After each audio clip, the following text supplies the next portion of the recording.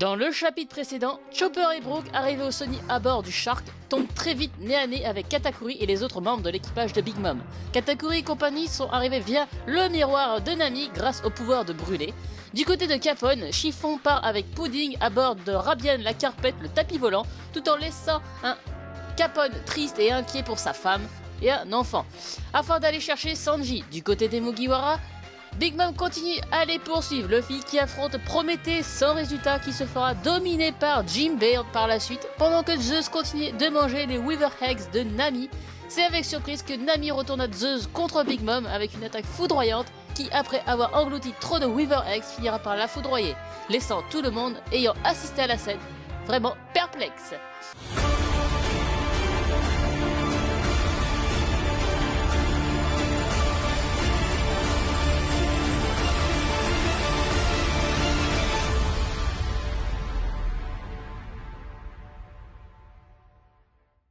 Galuchu Mina, c'est Luffy, on se retrouve aujourd'hui pour la réaction du chapitre 876 de One Piece, fraîchement arrivé cet après-midi. Ce chapitre se prénomme Hasardeuse apparition de Pudding. Bon, pour ce qui concerne ce titre, le hasardeuse peut signifier plein de choses. Soit Pudding tombe par hasard sur les Mugi, mais je ne crois pas. Soit, comme on le sait, elle a différentes personnalités et elle risque d'arriver un peu en mode what the fuck. Pour ce qui est des mini-aventures, on voit que ce n'est plus Barto mais Sai. On restera perplexe sur la science de Barto qui a brûlé le drapeau de Shanks. Mais bon, on aura une réponse plus tard. Sur cette page, notre cher Sai retourne à Kanokuni, le pays des fleurs, qui, ne l'oublions pas, a une étrange ressemblance avec Wano Kuni. Serait-il voisin? On saura sûrement la réponse un jour. Sai est de retour chez lui, mais ne l'oublions pas, il doit se rendre à la rêverie. On aura sûrement 2-3 pages là-dessus sur les prochains mini-aventures. Mais sur ce, passons au scan. Le scan commence là où il s'est arrêté la semaine dernière, soit quelques secondes après le coup de foudre de Zeus. Quand je dis le coup de foudre, je parle de l'attaque, pas de l'amour. Cela nous laissera apercevoir un énorme trou béant créé par l'impact. Tous les soldats sont à terre et tout le monde reste bouche bée par la puissance de l'attaque de Nami. On ne va pas se le cacher, c'est rien du tout comparé à Enero. Comme je l'ai dit, sous le choc à peu près, ça a à peu près mis tous les soldats hors d'état de nuire, mais Big Mom, elle, n'a pas l'air d'avoir ressenti grand chose, même subi quel que soit un minimum de dégâts. Elle reprend aussitôt l'assaut sur les Mugiwara en détruisant le sol. La Yongo, elle s'en fout complètement, tellement dans sa tête c'est gâteau, gâteau, gâteau. Il y a des gâteaux qui dansent dans sa tête, et elle est en mode bas les couilles, je défonce même le sol. Tout le monde se remet à courir, car là, Big Mom, là, elle rigole plus, elle veut péter des culs, elle veut talquer des fesses, mais sévère, juste pour un gâteau. Vous me direz, il y en a bien qui sont prêts à tuer leurs parents pour 1 euro, alors pour un gâteau... On peut se le cacher, ça surprend pas. C'est à ce moment-là que cette chère Pudding apparaît auprès des Mugi et sa réaction à la vue de Sanji est vraiment hilarante. Ces changements d'humeur ne font toujours rire, mais bref, passons. Le double changement d'état de Pudding qui l'a fait passer d'une femme amoureuse à la femme démoniaque qui change totalement son dialogue. Mais au vu de réaction de Chiffon, elle change de personnalité de nouveau, ainsi de suite. Ce qui créera bien sûr une image vraiment drôle des Mugiwara qui font une sacrée tête. La phrase de Chiffon sera celle que pratiquement tout le monde aura craint, que si Sanji et compagnie réussissent à faire un gâteau pour Big Mom, elle finirait par le manger, retrouverait la raison et les laisserait partir pour les remercier. On peut pas s'arrêter comme ça sans de la bonne baston. Je ne demande pas que Luffy batte Big Mom, car il n'y a pas le niveau pour moi, mais qu'il y ait un fight, du sang, Non, j'ai rien dit, oubliez.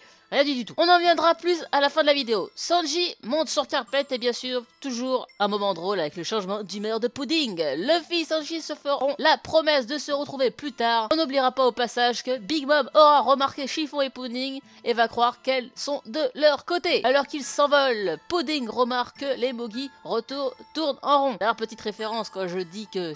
elle pense que Chiffon est du côté des Mugi, on sait très bien qu'elle a trahi. Donc on pense plutôt que Pudding est de leur côté, parce que Chiffon, on sait très bien qu'elle les a trahis. Car n'oublions pas, la forêt, c'est des homies, donc ils font en sorte que les Mugi ne retrouvent jamais le chemin du Sony. Pudding décidera d'utiliser ses pouvoirs pour que, pendant un bref instant, les Mugi puissent arriver à la plage. On remarque que le pouvoir de Pudding est comme celui de Brook, un pouvoir qui est l'ennemi naturel de celui de Big Mom. Elle a beau mettre des âmes dans n'importe quoi, le pouvoir de la mémoire de Pudding fait en sorte que lorsque, d'un bref instant, la partie de la mémoire soit retirée, ce qui nous donnera cet effet comique avec les homies. On n'oubliera pas non plus l'énorme puissance du coup de poing de Big Mom qui nous dévoilera un peu plus sa puissance. Vu la puissance du coup, même l'éclair de Zeus à côté, c'est rien, mais vraiment rien. On saura juste après, de retour sur le Sony, où Chopper et Brook affrontent l'équipage de Big Mom qui continue d'arriver via le miroir de Nami tout en ayant une vue sur Katakuri, restant les bras croisés en mode je m'en balèque. Et C'est une splendide image de Sanji qui conclut ce chapitre 876 avec les mots « Il est temps de faire un gâteau qui va faire tomber Big Mom dans les pommes » avec un regard tellement badass. On va faire une rapide spéculation sur les événements à venir. On sait une chose, tous les aliments sont à Chocolatorn, que Sanji, Chiffon et Pudding vont les ramener en bateau. Le voyage sera long, le temps de préparer le gâteau. Il faudra du temps. Ok, on est dans un manga, mais bon, faudra rester un minimum crédible. Et Koda nous bâcle pas ça. Et on est vraiment pas, et c'est vraiment pas son genre. Donc par conclusion, il faudra retenir Big Mom, vaincre Katakuri, et j'ai bien dit combattre Big Mom, et ne pas la vaincre, seulement la retenir le temps que le gâteau soit terminé. Je ne pense pas que Luffy se batte seul contre Big Mom, ils ont une énorme différence de niveau, on l'a ressenti dans ce chapitre, et ne l'oublions pas, c'est un Yonko, c'est pas de la merde. Je pense que dans le futur chapitre, soit 5-6 chapitres, voire plus, Luffy sera aidé par Jinbei pour occuper Big Mom. Par contre, quand je dis 5-6 chapitres, c'est que pendant 5-6 chapitres, voire plus, ça va se passer comme ça, ils vont devoir la retenir. Je me suis mal exprimé, excusez-moi. Varnami pour contrôler Zeus et l'utiliser. Bien sûr, qui dit combat dit beaucoup de dégâts et Big Mom risque de les écraser, c'est même sûr.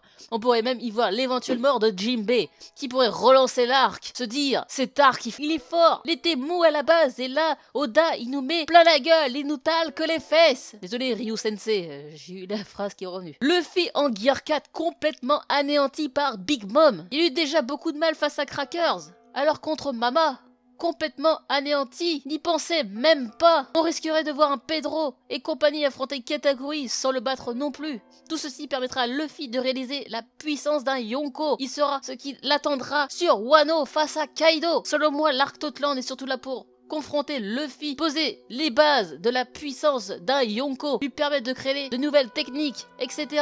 Je vais essayer d'y revenir dans une prochaine théorie. On pourra même y voir Big Mom se retourner contre Katakuri. Il s'alliera avec les Mugi pour la retenir. Et lorsque Big Mom mangera le gâteau et tombera dans les pommes, Katakuri laissera partir les Mugiwara en leur disant bien la prochaine fois nous vous tuerons. Et la façon qu'il peut les laisser partir, ça fait comme Pecoms. Et je pense que Pecoms peut éventuellement revenir. Pour le coup de Sanji, je ne pense pas qu'il empoisonnera le gâteau. Il reste un cuisinier, il ne va pas changer sa façon de faire. Détruire la nourriture, c'est pas pour lui. Il a des principes et empoisonner de la nourriture, c'est contre son gré. Je pense que la connotation, la faire tomber dans les pommes, signifie plus lui faire manger un gâteau avec des saveurs telles qu'elle ne les a jamais mangées, tellement que ce sera délicieux qu'elle tombera dans les pommes de joie. Elle sera au pays des merveilles. Éventuellement, on a eu ça avec Alice au pays des merveilles. Mais ça n'a rien à voir. Là, Ruffy, tu pars complètement à côté. Vu que cet arc est centré sur Sanji, le fait que Luffy soit venu lui sauver la vie, les rôles vont s'inverser et cette fois Sanji arrivera juste au moment où Big Mom s'apprêtera à donner le coup de grâce à Luffy pour ainsi le sauver et lui rendre l'appareil par la même occasion. C'est ici que se termine cette review et critique à la fois. Je ne pense pas en faire aussi long à chaque fois parce que